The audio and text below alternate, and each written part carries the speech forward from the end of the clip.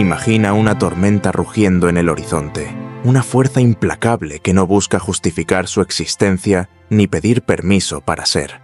Esa tormenta eres tú, o al menos podrías serlo. Pero, ¿qué te detiene? Tal vez sea esa pequeña voz que te dice que debes explicarte, convencer, discutir. Hoy vamos a romper con ese patrón. Nietzsche, el filósofo del martillo, lo dijo con claridad. Solo los débiles usan argumentos. Una declaración que sacude la base misma de lo que nos han enseñado desde niños. ¿Cuántas veces has perdido energía defendiendo tus ideas frente a alguien que nunca iba a entenderte? Alguien que no merecía tu tiempo ni tu fuerza. En este viaje descubrirás por qué discutir es una forma de debilidad. Cómo las mentes verdaderamente fuertes eligen comandar en lugar de debatir. Exploraremos no solo la filosofía de Nietzsche, sino también las enseñanzas ocultas detrás de sus palabras. Porque en un mundo donde todos quieren ser escuchados, el verdadero poder yace en el silencio cargado de acción. Si estás listo para trascender las discusiones inútiles y entrar en el reino de los que realmente dominan, acompáñame. Hoy no solo aprenderás a entender, sino a comandar. Discutir es como intentar atrapar el viento con las manos, un esfuerzo en vano que solo deja cansancio. Nietzsche entendió esto profundamente. Para él, el acto de discutir no es un signo de fuerza, sino de desesperación. ¿Por qué? Porque quien discute busca validación externa, necesita que otro reconozca su punto de vista para sentirse afirmado. Discutir drena la energía de los fuertes y solo beneficia a los débiles. Mira a tu alrededor. Vivimos en un mundo saturado de debates, en las redes sociales, en las mesas de café, en las reuniones familiares. Pero, ¿qué se gana realmente? ¿Cuántas veces un debate ha cambiado la esencia de una persona?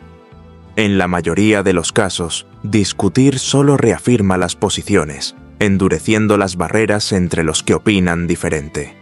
Nietzsche nos invita a reflexionar. El hombre fuerte no necesita convencer. Su verdad es como una roca en medio del río, inamovible y serena ante el flujo constante del agua. Aquellos que gastan su energía en debates interminables son como nadadores atrapados en corrientes de argumentación, luchando contra el agua mientras el sabio simplemente deja que pase, manteniendo su fuerza para aquello que realmente importa, la acción. Friedrich Nietzsche vivió como predicó, sin discutir, sin justificar, siempre actuando desde su propia fuerza interior. Su vida fue una constante declaración de independencia, no solo de las normas sociales, sino de las expectativas que otros intentaban imponerle. Sus hábitos cotidianos reflejaban esta filosofía.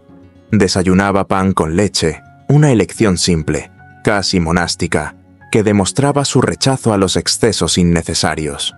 Caminaba durante horas por los Alpes suizos, donde sus pensamientos fluían como los ríos que observaba, libres, contundentes, sin pedir permiso para existir. A diferencia de los que se enredan en debates interminables, Nietzsche no buscaba convencer, sino transformar. Su relación con Richard Wagner, uno de los compositores más aclamados de su tiempo, lo ilustra bien. Al principio, lo admiraba profundamente, viendo en su música una manifestación de fuerza y grandeza. Pero cuando Wagner abrazó el cristianismo, Nietzsche lo descartó sin rodeos, considerándolo un símbolo de decadencia. No hubo largas discusiones ni intentos de reconciliación. Simplemente dejó claro su rechazo y siguió su camino. Nietzsche no discutía, comandaba su vida y sus relaciones, guiado por su propio instinto y convicción. En el amor, su historia con Lou Andreas Salomé fue un reflejo de su filosofía. Nietzsche se enamoró profundamente de esta mujer extraordinaria, pero cuando ella lo rechazó, no hubo súplicas ni disputas. Aunque el dolor lo atravesó como un rayo, no intentó convencerla ni justificar su amor. En sus escritos posteriores, ese episodio se convirtió en una lección más, sobre la importancia de no mendigar aprobación. El fuerte no pide, el fuerte crea, parecía decir con cada palabra. Incluso sus extravagancias reflejaban esta mentalidad de comandar sin explicar. Sus rutinas eran disciplinadas, casi obsesivas, desde sus baños fríos diarios hasta su dieta minimalista. Creía que estas prácticas reforzaban su cuerpo y su mente, preparándolo para soportar el peso de sus ideas. Y aunque su salud era frágil, con migrañas que lo dejaban postrado durante días, nunca permitió que su dolor lo definiera. Continuaba escribiendo, empujando los límites de su resistencia, como quien conquista una montaña, paso a paso, sin excusas. El episodio más simbólico de su vida ocurrió en Turín, cuando abrazó a un caballo maltratado, llorando por el sufrimiento del animal. Muchos interpretan este momento como una señal de su colapso mental, pero también puede leerse como un acto de pura acción, de empatía radical que no necesitaba palabras para expresarse. Nietzsche, incluso en su fragilidad, demostraba que no era un hombre de discursos vacíos, sino de gestos contundentes. La fuerza de Nietzsche no estaba en ganar debates, sino en vivir su verdad sin concesiones. Mientras otros buscaban justificar sus actos, él simplemente los realizaba. Su vida nos enseña que discutir no es sinónimo de fuerza, es actuar desde la convicción lo que realmente transforma el mundo. En un mundo que valora tanto las palabras, Nietzsche eligió el camino del creador, el camino del que no explica ni debate, sino que comanda. Ese es el legado que nos dejó, una invitación a ser roca en el río, no hoja arrastrada por la corriente. La fuerza no se anuncia, se siente. Nietzsche, con su mirada que perfora la superficie de las cosas, veía en la dialéctica no un signo de inteligencia superior, sino un recurso de los que no tienen más armas que su lengua. Para él, las palabras eran una máscara, una herramienta para aquellos que carecían de la fuerza interior, para imponer su voluntad sin explicaciones. El fuerte no pide permiso, el fuerte actúa. Parecía resonar en cada línea de su pensamiento. Sócrates, el maestro de la pregunta, se enfrentaba a los nobles de Atenas, desnudando sus certezas. Pero Nietzsche no veía en esto un acto de grandeza, sino un indicio de decadencia. Sócrates, incapaz de imponerse con la fuerza de un guerrero, buscaba someter con la fuerza de su lógica. Era el estratega de la palabra, no de la acción.